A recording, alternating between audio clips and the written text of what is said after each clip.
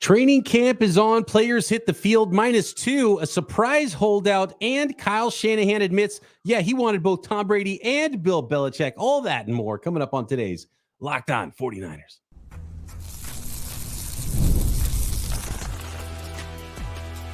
You are Locked On 49ers, your daily San Francisco 49ers podcast, part of the Locked On Podcast Network, your team every day. Welcome to Locked On 49ers. Brian Peacock and Eric Crocker at BD Peacock at Crocky209. Thanks, everybody, for making us your first listen on the Locked On Podcast Network, your team every day. We love our everydayers, especially when you hit that subscribe button on YouTube or wherever you are listening to this podcast. Make sure you hit that subscribe. Helps us out tremendously, and you don't want to miss an episode now that football is happening. Today's episode of Locked On 49ers brought to you by Gametime. Download the Gametime app, create an account, and use code LOCKEDONNFL for $20 off your first ticket purchase. Terms apply.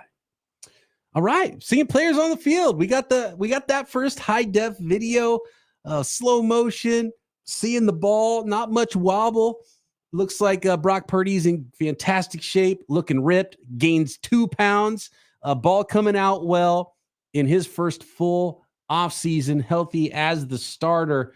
But one guy, the one protecting his blind side, Croc, Trent Williams, is not at camp. He is actually holding out now. We knew he might want a new contract. We heard about that when Christian McCaffrey did his deal. And apparently he's going to put the pressure on the 49ers now. And Trent Williams, a surprise holdout from 49ers camp with, and we haven't talked about this because you weren't here yesterday, Brandon Aiyuk holding in. He's there. He was walking down the sideline in shorts and a t-shirt, but not practicing. So we got a holdout and a hold in, Croc, at 49ers camp. How much money do you have to just not care that you're going to get fined $40,000 a day? Like that's a whole car. Like a whole vehicle. 20-something million a year at that point, I would say. Like, yeah, I don't need that $40,000. I want to know one thing. Are the fans going to call Trent Williams a diva? Or are they not going to call him a diva because they haven't heard from him? They just know he's holding out. Yeah, it's hard for offensive linemen to be divas. But look, if Brock Purdy starts getting hit, fans are going to start muttering something to themselves. And Trent Williams back up. And now we know a little bit more about the depth chart because with Trent Williams out, it was Jalen Moore, who's going into his 4th year, I think now, right? As with the 49ers, he's the backup left tackle, so he was getting reps instead of Trent Williams. Got beat a couple times. Yetur Gross-Matos and Nick Bosa got him, according to camp reports. I was not there to verify, but that could be. We will be there Tuesday. We will be there next Tuesday. We will be there Tuesday. Say hi. Come say hi to Croc. Wink is going to be there as well. No, but the celebrity out of everybody's going to be there. Leo. Oh, Lil Leo is going to be with me too. Yeah. He's. I told him about it, and the first thing he said is, "Do I get to play football?" So I like that. I said, "You know what? You might be able to play catch with sourdough Sam." Yeah. So Trent Williams, he's not there. It's I mean, I was a little surprised. I was a little surprised, Peacock. Like I know we kind of joked about it, kind of lightheartedly kind of joked about it when the whole McCaffrey thing was like, oh, he gets paid and Aiyuk's trying to get paid. And it's like, well, what if Trent Williams doesn't show up? Is he going to, and then he doesn't show up. And I'm like, dang, did we kind of speak that into existence? But I understand it from this perspective. This is dang near it for him. He has 1 or 2 more years left. I mean, what is he, 37, turning 38? I mean, he's up there. Yep. Dude, that's my age. Now he takes a lot better care of himself than I do, but to be performing at the level he is, like there isn't a fall off. I keep wondering, like, when is the fall off going to happen? Obviously, he gets banged up here and there. We know he's going to miss a game or so each year, but to play at that level at this age, but also in the back of your head to know, I'm probably not going to play too much longer. So I need to go and get every dollar I can. Every million. And I mean, he doesn't care about $40,000 a day, but I'm pretty sure he cares about an extra, I don't know, $20 million, added to that contract. Apologies to Trent Williams. We added an extra year to. He actually just turned 36 on July 19th. Okay. I guess that's not too old. Yeah, he's still got some years to go before he turns 40. Guys can play into the late 30s on the offensive line. So he's not quite an old man yet as far as NFL offensive tackles go. We've seen the best players able to hang around for quite a long time, and Trent Williams is one of, if not the best player at that position. How much more does he want? I wouldn't think that it would take long for Trent Williams and the 49ers to figure something out. That's what's weird to me. Does he want something that's kind of out of range for the 49ers in a same situation that Brandon Aiyuk couldn't get a deal done? Or does he just have to remind him, hey, I'm here too. Don't forget about me. I want my deal. It kind of reminds me a little bit of Marshawn Lynch. Remember, I was going to say a couple years ago, but I think it was towards the end of his time with Seattle. He was kind of holding out, and they added like an extra $1.5 million to his contract. And he's like, all right, I guess I'll show up now. Like, he just popped up. So is it that simple where, you give him an extra couple $1 million and he's like, okay, like, give me that this year, guarantee next year. I'll be here the next 2 years and then I'm out. I'm looking up Trent Williams' contract right now because he was already one of the highest paid tackles in the NFL. Let's see. At the time he signed, he made, if I'm not mistaken, $100,000 more than Bakhtiari from the Packers. Like, okay. and people were like, "Oh, that's really petty," because it was just like $100,000 more, so he could say that he's the highest paid tackle in the league. And so now he's in year 4 of that contract. That was 2021. His base salary is $20 million this year, and that's a lot of money still for an offensive tackle. $22 million next year. His 2026 base salary is $32 million, and got a void year in 2027. So he signed for 2 more years after this year. Currently, those aren't poor dollar amounts. What's guaranteed though? Well, he used to have guarantees. Now there's fewer guarantees left because the signing bonus stuff's, he's hit the portion of his contract where you could cut him and get cap relief. Let's put it that way. So I'd be willing to bet that $32 million, he wants some of that added to the next 2 years because he knows he's not playing 3 more years. His deal is structured where his guaranteed money is in prorated. Let me see. Oh, no, never mind. I was reading that wrong. I thought he had some roster bonuses, but his roster bonuses aren't that much, actually. He had $53 million in signing bonus originally, and that's obviously prorated over the course of his contract. Let me see here. I'm going to look up. It's a lot of money. I'm going to look up the highest paid left tackles in the NFL and see where Trent Williams is. He's 3rd currently. He's 3rd in total value and 3rd in average per year at $23 million average per year. Only Laramie Tunsil and Andrew Thomas are ahead of him now. So he's saying he needs to be number 1. Guess he wants to be back in the He's arguably the best player in the NFL. Like, I don't know if you can find, maybe, I don't even know, like Patrick Mahomes. Obviously, he ends up winning, but is there anyone in the NFL right now better at their position than Trent Williams is at his position? If we're going by, let's say if we're using Pro Football Focus grades, Trent Williams in 2022 was the highest graded player in the entire league. And that was like ever though, right? Yeah. And like he broke their system. Last year, he was still graded really high. I think Penei Sewell was slightly higher. He was the only offensive lineman that was higher than Trent Williams. And I'm not looking at the numbers right now, but so Penei Sewell's coming, but Trent Williams right there. And he's phenomenal. There's a lot of players that could argue that they're, better at their position than Trent Williams is at his position. I don't know if I would buy it for very many of them, though. You're right. Does this feel like kind of like Nick Bosa, right? Where you just know it's going to get done, right? The Aiyuk situation, it feels like, he's showing up. Maybe it gets done. We'll see what happens. I can't imagine them just trading him right now, but it's still a little weird where Nick Bosa is like, at some point, he will get paid. He'll be the highest paid player on non-quarterback at the time he signs. He will be on the field week 1. Do we have that same feeling with Trent Williams? Like, are the 49ers gonna be like, you know what, Trent, you want to hold out? Nah, man, we're gonna go in there with Jalen Moore in the week 1.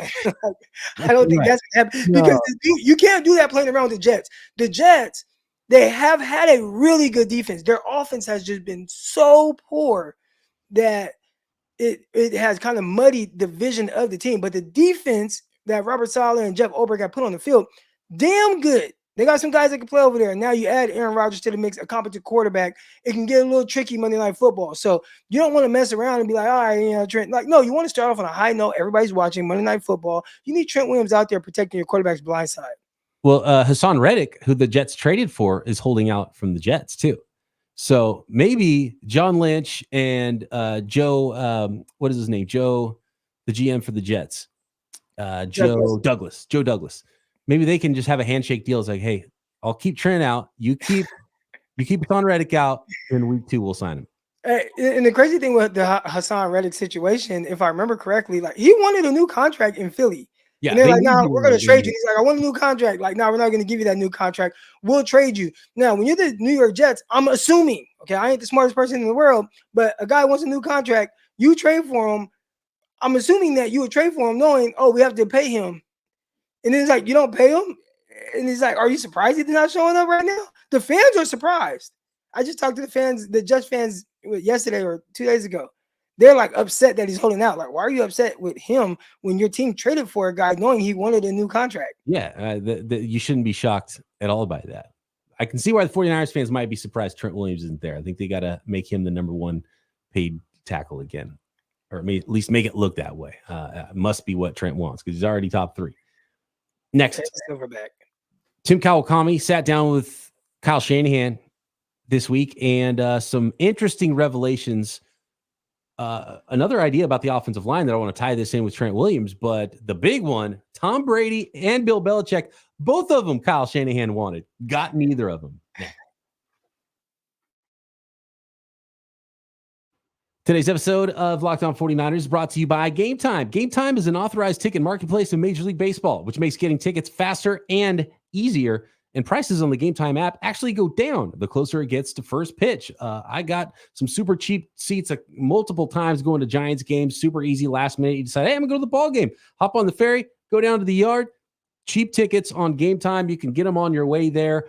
You got a view from your seat. You know exactly what the seats are going to look like when you buy them. And there are flash deals. You save even more with exclusive in-app deals on select seats ahead of a game or an event, or zone deals where you save even more when you choose the section. Let Gametime choose the seats. And all-in pricing. No surprise fees at checkout, which is my favorite part of the Gametime app. Whether you're buying baseball tickets, football tickets, yes, 49ers games on the Gametime app. I'm sure there's some games circled on the calendar that you want to see. Maybe week 1 against the New York Jets. Concerts, comedy shows, theater events, all of it. Take the guesswork out of buying tickets with Gametime. Download the Gametime app, create an account, and use code LOCKEDONNFL for $20 off your first purchase. Terms apply. Again, create an account and redeem code LOCKEDONNFL for $20 off. Download Gametime today. Last minute tickets, lowest price, guaranteed.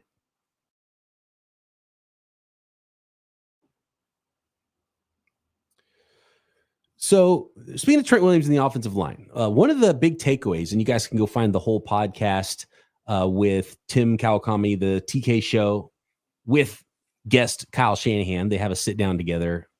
It's like an annual thing now with Kawakami getting to sit down. And I love that. I'm kind of jealous of Kawakami with the access, you know, like how often would that podcast be? Hey, Croc, we got Kyle Shanahan on the show today. Can we talk about the access? Like every time he's going on now, I learn so much. Like Kyle is so transparent with everything going on. And I'm like, wait, what? That happened? Like, what? And you kind of hear little things, but a lot of things come off as maybe a rumor and you don't hear the 49ers address it. And then you just hear everything come out. And I had to take notes. I'm like, you know what? Let me start this over. Let me pull my notepad out. Let me take some notes on some of the things he's saying so I don't forget like these little details, little nuggets. He said a lot in that interview. And he reiterated what Chris Foerster, the 49ers offensive line coach, said after the draft when asked, why didn't you guys draft a tackle? And he's like, we want to spend resources on ball carriers, and we're going to find tough, smart offensive linemen that can block for 2.5 seconds, and Brock Purdy's going to get the ball out quick. And Kyle Shanahan kind of reiterated their theory on offensive line. And obviously, you have a guy like Trent Williams, and you don't have to help out on that one side. And if you do need to help out, you can help out on the other side. And I don't know if I love the strategy, but I do understand the strategy. And when you have as many playmakers that the 49ers have accumulated, it starts to make a lot of sense, because I don't think you would want to trade Brandon Aiyuk for a tackle or a guard. You wouldn't want to trade Christian McCaffrey for a tackle or a guard, even though traditionally I would say, heck yeah, give me a tackle over a running back all day long. Debo, not trading him for a guard, right? So I understand where they're coming from in that. You hope it doesn't bite them. And if there's no Trent Williams, maybe that's the situation where it does bite them, because you do need to keep your quarterback healthy and upright. And we've talked about how maybe the 49ers could start to a new era, leaning into the drop back passing game. Well, you got to have a pretty good offensive line, and the 49ers offensive linemen have been better run blockers than pass blockers. But I just thought that was interesting. And it's easier to go cheap on the offensive line if you have a Trent Williams, but you take Trent Williams out of it for a prolonged period of time. I wonder if the entire unit would start to play down a little bit, and it could become a problem. You just mentioned the 49ers drop back passing game, and he talked about that. Kyle Conley was like, hey, you have your quarterback now. How confident are you heading into the year knowing who your starting quarterback is? And we'll definitely get into more about the whole quarterback situation. But it was interesting for him to say something, and the light bulb kind of went off in my head. Obviously, the 49ers aren't just this pass-happy team, but he did talk about how he does view them kind of as a pass, like they throw more now, but the game flow can dictate the overall turnout of the amount of throws versus run. So he said, ideally, in his head, like a winning philosophy is you want to be pretty even with your run and your pass. And a lot of times, because of how the games have worked out, 49ers, they just haven't really been behind a lot. They end up running the ball more than they throw it. But he did talk about how, hey, there's games, hey, we want to come out, we want to be aggressive throwing the ball. We understand matchups. And he talked about the Ravens game. Obviously, it didn't work out in the 49ers' favor. He talked about the Eagles game. That there's another game where they came out there throwing the ball, didn't quite work out. And there are probably other games where it did work out, that they came out, put the ball in the air, maybe threw some screens and all that. But it was just interesting to hear his philosophy, because we assume, oh, well, he wants to run the ball and then he wants to throw the ball off of run action. And he's like, nah, I want to throw the ball. And sometimes we do, but if we get ahead by 21 and we're just running the ball a ton, it evens out and it looks like we're not as, I don't want to use the word pass happy, but they're not as aggressive throwing the ball than what they truly are. And 49er fans have been upset with him with that at times. Why are they throwing the ball? Why are they throwing the ball? I think he kind of wants to throw the ball, and I'm a little surprised by that. If you look at like certain metrics that take out that end of game scenario and take out the fourth quarter and stuff like that, then they do start to march up a little bit more in how often they throw. Like, I think they're 15th in the league in throwing the ball on first down. But they also don't go fast. So that affects the volume too, because they don't run that many plays because there's so much motion, and they don't run a really fast, like wide open spread style of an offense. So just the volume of plays is going to be lower. So that means the volume of pass plays is going to be lower compared to other teams too. So statistically, that's why it might look like they're so much more run heavy than maybe they actually are. And obviously game script plays a lot into that. We're talking about throwing the ball. Can we talk about this? Maybe I forgot.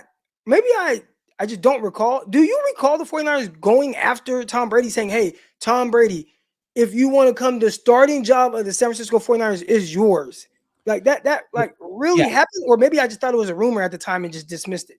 The Belichick thing we didn't really know about. The Brady thing we knew about because Kyle had talked about it last offseason with Trey being injured and Purdy being injured. And I don't think it was like, and I think, it was Brock Purdy that spilled the beans on that, wasn't it? Brock Purdy's like, yeah, Kyle told me that Tom Brady was the only guy that was going to be able to start. Otherwise, it was going to be my job, right? Didn't I think Purdy said that last year at some point, and then obviously Brady this time turned him down, and they went and got Sam Darnold instead. So the way Kyle explained it with Tim Kawakami was, I'm not going to make the same mistake twice. If I have another opportunity to get Tom Brady, I'm going to get Tom Brady. And he told Brock Purdy in the offseason at some point, it must have been early in the offseason, hey, just a heads up, we are pursuing Tom Brady. You don't have to worry about Trey. You don't have to worry about Sam Darnold. You are our starting quarterback unless we are able to get Tom Brady. And if we can get him, which I think it's a small chance, then you're just going to have to sit behind the greatest quarterback ever. If we don't get him, then the job is yours. And he said he felt like that should give him a lot of confidence. Like, we believe in you. We believe you're the guy. Like, the only guy that will potentially even play over you is the greatest quarterback ever. To some people, Joe Montana. To me, it might be like Patrick Mahomes. But yeah. And it's funny because some people came at us a little bit sideways last offseason, like saying, oh, we're making it too big of a deal. Of course, Brock Purdy's going to be ready to go. And Kyle Shanahan's admitted, like, I don't know. We have no idea how this is going to go and if Brock Purdy's going to be ready. So we're gonna make a call to Tom Brady. And it's interesting that he used the word mistake. We're not going to make the same mistake twice, admitting that it was a mistake not bringing in Tom Brady after the 2019 Super Bowl in early 2020 and sticking with Jimmy G there. And so that's interesting, and maybe a Freudian slip on his part, admitting that it was a mistake to not bring in Tom Brady. And then Tom Brady goes and wins the Super Bowl with the Bucs. In his defense, man, that's extremely difficult. I understand it's Tom Brady. I think people look at it now, they're like, how did you pass on Tom Brady? If you guys go back to 2019 and remember what the circumstances were, we just probably watched Tom Brady have his worst season ever. And you could say maybe it's the weapons or whatever, but as he's approaching 45 years old, you can't help but think maybe his best years are behind him. Like that is something that is potentially the case. While Jimmy Garoppolo had a very efficient year, played well, you end up being the number one seed in the NFC, you go to the Super Bowl, and almost like Brock Purdy, and again, I'm not saying he played as well as Brock Purdy played this past year, but he was coming off of a torn ACL. He wasn't healthy until middle of the year, where he started feeling more confident, right? So you could only assume in his first full year with the 49ers, you go to the Super Bowl, you're away from potentially winning it. That he calls it a mistake. I think he was kind of thinking a little logical in the moment. And in hindsight, yeah, we can go back and be like, wow, what an idiot. Tom Brady, like, he just tricked everybody. He went to Tampa Bay and looked amazing, won a Super Bowl, went to the playoffs again. And Jimmy Garoppolo, he's a bum and he gets benched on the Raiders. But in that moment, though, I can see how you can say, nah, I think we got something with Jimmy. We've committed to him. We pay him a lot of money. He's coming off of a year, his first full year starting. We go to the Super Bowl. He's been efficient. Like, I think there were enough things there to say, don't sell yourself too short, Shanahan. Like, I wouldn't look at that as a mistake. Yeah, just a little miscalculated. Their mindset. Remember, that was big run it back vibes with that team too, because they just missed. And like, we got the team. Let's run it back. And I think if you went back and listened to our podcast, we were probably on board. Like, yeah, man, Brady's old and looks pretty washed this year. And Jimmy's done all this. You know, we still were very high on Jimmy at that point. So I'm sure that's what we were saying too. And then all of a sudden, it's like, how clear of a mistake that was. For sure. Yeah, the next year it's like, oh, Tom Brady looks like Tom Brady, but that was not the case. Like, if you guys go back and look, and again, you could say, well, the weapons. Some of his receivers were older, a little washed up. It was not great from a weapon standpoint. Gronkowski, even though he came back a couple years later, but he didn't have the best supporting cast. But it was also like, what is it? Is it Tom though? Like, he's old now. He's old. Come to find out, he just, I don't know. He just played possum with everybody. There's a lot more on that situation though, that I kind of took away from it. A little bit from Trey Lance's perspective. Okay, let's get into that next and talk Bill Belichick as well, who was offered a job, any job he wanted, by Kyle Shanahan in the San Francisco 49ers. This episode of Locked On 49ers brought to you by eBay Motors. Passion, drive, and patience. It's the formula for winning championships. It's also what keeps your ride or die alive. eBay Motors has everything you need to maintain your vehicle or level it up to peak performance, like superchargers, roof racks, exhaust kits, LED headlights, and more. Whether you're into speed, power, or style, eBay Motors has you covered with over 122 million parts for your number one ride or die. You'll always find exactly what you're looking for. And with eBay Guaranteed Fit, your part is guaranteed to fit your ride every time or your money back, because with eBay Motors, you're burning rubber, not cash. With all the parts you need at the prices you want, it's easy to make your car into the MVP and bring home huge wins. Keep your ride or die alive at ebaymotors.com. Eligible items only. Exclusions apply. eBay Guaranteed Fit only available to U.S. customers.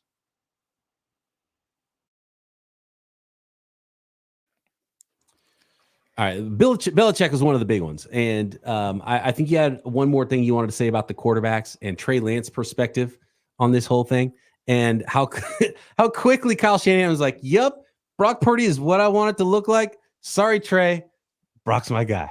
He just never had a chance. Let me rephrase that. I know we're done.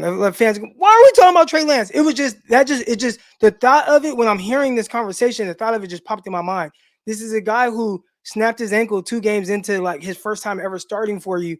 And he talked about it was a compliment to him that the only person that could replace you is Tom Brady, like one of the greatest quarterbacks ever.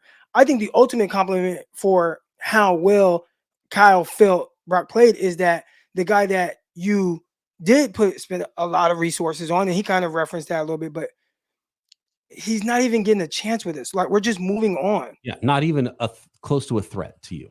Yeah, I mean, and obviously he got hurt. He had his opportunity, got hurt, but you do not see that at the NFL level. You don't see what happened in that. And for somebody, people act like he was just like the most terrible quarterback ever. And I'm not saying that he was like great. There were some things where I'm like, oh, he's doing these things well. And we went to training camp and I watched, I'm like, kind of looks good in training camp. Like, Trey looks good. Like, like, you can ask a bunch of people, like, who's the best quarterback out there? And some people might have been like, hey, like, that guy is the most physically appealing. Like, you see the ball jump out of his hands. Like, there were some things he did well. It just came down to Brock Purdy did more of what Kyle Shanahan, like, how he envisions his quarterback. Brock has done that to the highest extent. And that ultimately pushed a guy out of the door who I don't know if we'll see a situation like that ever again, where you start 4 games. Like, they damn near traded more first round picks for you than starts that you got with that team. And it's just Brett Favre got traded from the Atlanta Falcons, and he played more games for them. Like, you usually don't see that, but it is a testament to Brock Purdy with just how well he played. Whereas, like, we're not even going to see this Trey Lance thing through. We're not even going to see if he gets better. I watched Jordan Love last year. Jordan Love, he started a game at the end of like his second year or third year. It wasn't anything really at all. Like, wasn't great. They didn't really score many points. They ended up losing.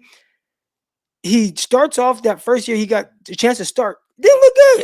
It looked bad. What if after 3 games he got hurt and it's just like, you never get to see what Jordan Love ended up being. And it is just, the thought came up and I'm just like, that is so unfortunate for Lance, but very fortunate for the 49ers that the guy, Mr. Irrelevant, ended up being exactly what Kyle Shanahan was looking for. And that Brock Purdy didn't get hurt right away and had enough games to make everybody believe in him. Yeah, that's a big part of it too. Or that Jimmy Garoppolo got hurt, right? Like, you needed that aspect of it as well. Future Dallas Cowboys starting quarterback Trey Lance too. Put some respect on his name. You got to beat out Cooper Rush. We'll see what happens. Future head coach of the Dallas Cowboys, Bill Belichick. What do you think about that? Bill Belichick. Kyle Shanahan called up Bill Belichick. You remember? So here's one thing we got right is we were like, basically, you can't not call Bill Belichick. Bill Belichick's out there. You have to call him. I don't think he's going to take a defensive coordinator job, but you got to call him if you're Kyle Shanahan. And Kyle basically said that exact thing. He's like, of course, I got to call. I call him and offer him something. Like, whatever you want to do, man. Consult. You want to coach DBs, linebackers coach. What do you want to do? Defensive coordinator, you want the job. It's yours. And what a super team the 49ers could have put together. Not only all the talent they have on the field, but can you imagine offensive coordinator, Kyle Shanahan, defensive coordinator, Bill Belichick? I mean, unbelievable. There were a lot of fans saying 49ers need to go after Bill Belichick as defensive coordinator. And I'm like, that's never going to happen. Like, is Kyle Shanahan going to be able to let somebody else like run the show and dictate how they want to do things? That will never happen. Lo and behold, Kyle said, BS, Croc, like, I definitely will do that. Like, matter of fact, you can have whatever. Who is that? T.I. You can have whatever you like. Like, you can have whatever you like. You want the defense. You want special teams. Heck, I'll even let you be the offensive coordinator. It was like, whatever you're looking for to come over here so you can be a part of this in any aspect, any role, we want you to be that. And that might have been outside of, again, there were some surprising things. We didn't even get into the quarterbacks and the control they have at the line of scrimmage, whether they need it or not need it. I thought there were some really good nuggets in there. That was surprising because I thought he just 100% controlled everything. But the Belichick thing might have been even more surprising when it shouldn't be. It's Bill Belichick. Of course you want him on your staff. But I didn't know that Kyle, a guy who has been super controlling over the defense, would allow someone, and maybe it's just, well, yeah, I'll allow the guy that has 6 Super Bowl wins, I'll allow him to come in and do his thing. But maybe I should have knew that would have been the case, but I didn't know he'd be able to put his pride to the side a little bit like that and let somebody else just control the show. But I think that just shows how willing Shanahan is to do whatever he has to do to win the Super Bowl. And I think I came away with even more respect. I have a ton of respect for him. I mean, there's only one coach I'm probably taking over him, Andy Reid, maybe, right? And I think even then there's a question about it. But I have even more respect for him after hearing that he was able to, hey, I'm willing to delegate whatever this guy wants to bring him here so we can win. And I think that's why guys like John Lynch, Jet York, these guys are all in on Kyle Shanahan. Okay, you want an extension? Here you go. Because he comes off as, I guess, right there, kind of a little selfless a little bit. Yeah, and also it's why it's such a fun team to cover is they want the best players. If the best, whatever name a position, if the best guy at that position is available, the Niners are interested. Christian McCaffrey's available. We're interested in having the best player at that position on our team. Trent Williams is available. We're interested in getting the best tackle in the NFL on our football team, right? And so they're willing to trade up in drafts to go get a guy. There's been the conversations about what the 49ers were willing to do in the draft. And one of the things they were trying to do, because remember there was a report that they had talked with the Chargers and there was an Aiyuk swap with the 49ers going all the way up to like pick 5. That was to go up and get the best receiver they could in the draft. And they're willing to do those sort of a thing to get the right players and to get the highest end talent. And that includes getting the highest end coaches that they can. And someone like Bill Belichick, they're going to be interested if you're the best at your job.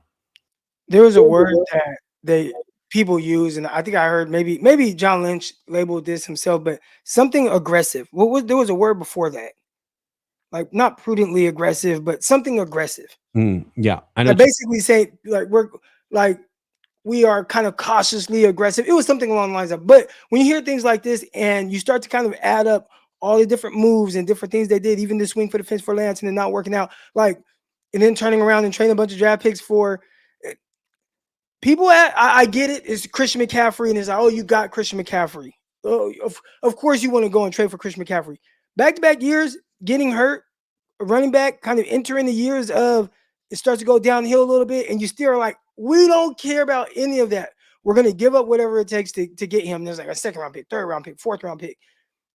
They are very aggressive and clearly willing to do and try anything to win. I feel like I'm falling more and more in love with this team. And I love this team. And I'm falling more in love with this team. I'm just excited that we got real actual things happening that we get to talk about now. And there's almost you go from having nothing to all of a sudden there's too many stories that we could be getting into. There's more from the Kawakami conversation with Shanahan that we could talk about. We didn't even talk much about the players actually on the field. Deebo Samuel looking like he's in fantastic shape, wearing number 1 now on his jersey, which was a little bit weird. I had to figure out who it was when I saw a video of number 1 on the football field. And I looked at the body and I was like, oh, that's got to be Deebo Samuel. Oh, yeah, that's right. He wears number 1 now. So yeah, so much. Are you walking onto the field, kind of being there, but then he leaves? There's more to touch on from this. Was he strutting by like a little catwalk by the reporters just to say, okay, guys, everybody make note, get out your cell phones, take a photo. I'm here. I'm on the sideline. I'm not in uniform, but I'm here. It was almost like he was just letting himself be seen a little bit. Then he disappeared. Yep. I like it. Thanks, everybody, for making us your first listen. For your second listen, make sure you check out any other of the 200 podcasts on the Locked On Podcast Network. Your team, your favorite sport is covered right here. And, of course, the 24/7 Locked On Sports Today channel streaming on YouTube and on Amazon Fire and coming to more smart TVs near you. And occasionally also that channel featuring Croc and I talking NFL football. Thanks, everybody, for making us your first listen. Make sure you subscribe on YouTube and everywhere you get your podcasts. Croc and I back tomorrow right here. Locked On 49ers. Subscribe to this video.